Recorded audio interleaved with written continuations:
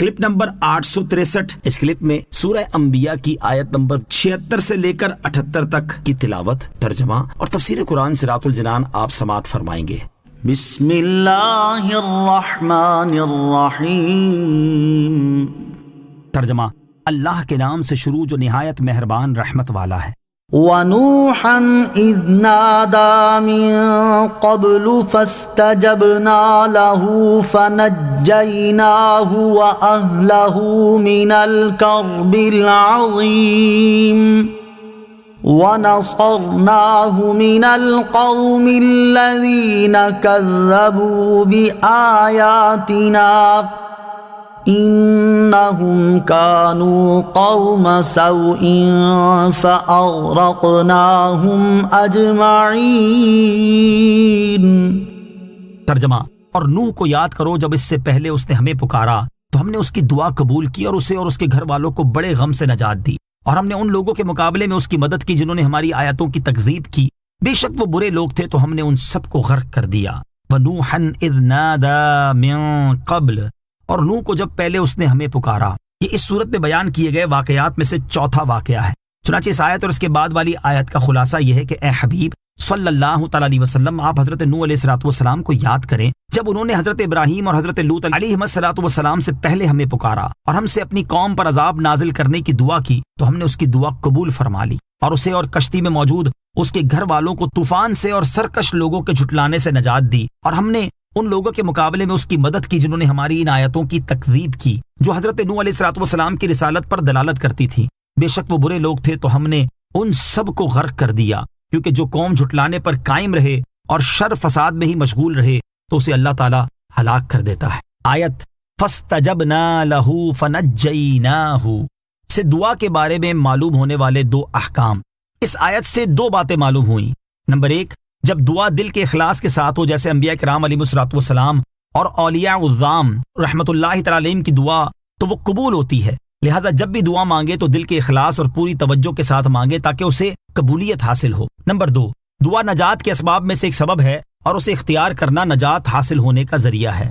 وَدَاوُودَ وَسُلَيْمَانَ إِذْ يَحْكُمَانِ فِي الْحَرْثِ إِذْ نَفَشَتْ فِيهِ غَنَمُ الْقَوْمِ وَكُنَّا لِحُكْمِهِمْ شَاهِدِينَ۔ ترجمہ: اور داؤد اور سلیمان کو یاد کرو جب وہ دونوں کھیتی کے بارے میں فیصلہ کر رہے تھے، جب رات کو اس میں کچھ لوگوں کی بکریاں چھوٹ گئیں اور ہم ان کے فیصلے کا مشاہدہ کر رہے تھے۔ وَدَاوُودَ وَسُلَيْمَانَ، اور داؤد اور سلیمان کو یاد کرو۔ یہاں سے پانچواں واقعہ بیان کیا جا رہا ہے جس میں حضرت داؤد اور حضرت سلیمان علیہ السلام کا ذکر ہے۔ چنانچہ اس آیت اور اس کے بعد والی آیت کے پہلے حصے کا خلاصہ یہ ہے کہ اے حبیب صلی اللہ تعالی علیہ وآلہ وسلم، آپ حضرت داؤد اور حضرت سلیمان علیہ السلام کا وہ واقعہ یاد کریں جب وہ دونوں کھیتی کے بارے میں فیصلہ کر رہے تھے۔ جب رات کے وقت کچھ لوگوں کی بکریاں کھیتی میں چھوٹ گئیں، ان کے ساتھ کوئی چرانے والا نہ تھا اور وہ کھیتی کھا گئیں، تو یہ مقدمہ حضرت داؤد علیہ السلام کے سامنے پیش ہوا۔ آپ علیہ السلام نے تجویز کی کہ بکریاں کھیتی والے کو دے دی جائیں، کیونکہ بکریوں کی قیمت کھیتی کے نقصان کے برابر ہے، اور ہم ان کے فیصلے کا مشاہدہ کر رہے تھے، اور ہم نے وہ معاملہ حضرت سلیمان علیہ السلام کو سمجھا دیا۔ جب یہ معاملہ حضرت سلیمان علیہ السلام کے سامنے پیش ہوا تو آپ نے فرمایا کہ فریقین کے لیے اس سے زیادہ آسانی کی شکل بھی ہو سکتی ہے۔ اس وقت حضرت سلیمان علیہ السلام کی عمر شریف 11 سال تھی۔ حضرت داؤد علیہ السلام نے آپ سے فرمایا کہ وہ صورت بیان کریں۔ چنانچہ حضرت سلیمان علیہ السلام نے تجویز پیش کی کہ بکری والا کاشت کرے، اور جب تک کھیتی اس حالت کو پہنچے جس حالت میں بکریوں نے کھائی ہے، اس وقت تک کھیتی والا بکریوں کے دودھ وغیرہ سے نفع اٹھائے، اور کھیتی اس حالت پر پہنچ جانے کے بعد کھیتی والے کو کھیتی دے دی جائے، بکری والے کو اس کی بکریاں واپس کر دی جائیں۔ یہ تجویز حضرت داؤد علیہ السلام نے پسند فرمائی۔ یاد رہے کہ اس معاملے میں یہ دونوں حکم اجتہادی تھے اور ان کی شریعت کے مطابق تھے۔ ہماری شریعت میں حکم یہ ہے کہ اگر چرانے والا ساتھ نہ ہو تو جانور جو نقصانات کرے اس کا ضمان لازم نہیں۔ امام مجاہد رضی اللہ تعالیٰ عنہ کا قول ہے کہ حضرت داؤد علیہ السلام نے جو فیصلہ کیا تھا وہ اس مسئلے کا حکم تھا، اور حضرت سلیمان علیہ السلام نے جو تجویز فرمائی یہ صلح کی صورت تھی۔ کھیتی والے واقعے سے معلوم ہونے والے مسائل۔ اس واقعے سے 6 مسئلے معلوم ہوئے۔ نمبر 1، اجتہاد برحق ہے اور اجتہاد کی اہلیت رکھنے والے کو اجتہاد کرنا چاہیے۔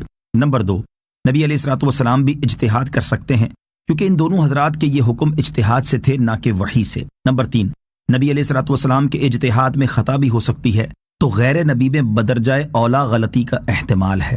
نمبر 4، خطا ہونے پر اجتہاد کرنے والا گناہگار نہیں ہوگا۔ نمبر 5، ایک اجتہاد دوسرے اجتہاد سے ٹوٹ سکتا ہے، البتہ نص اجتہاد سے نہیں ٹوٹ سکتی۔ نمبر 6، نبی علیہ الصلوۃ والسلام خطائے اجتہادی پر قائم نہیں رہتے، اللہ تعالیٰ اصلاح فرما دیتا ہے۔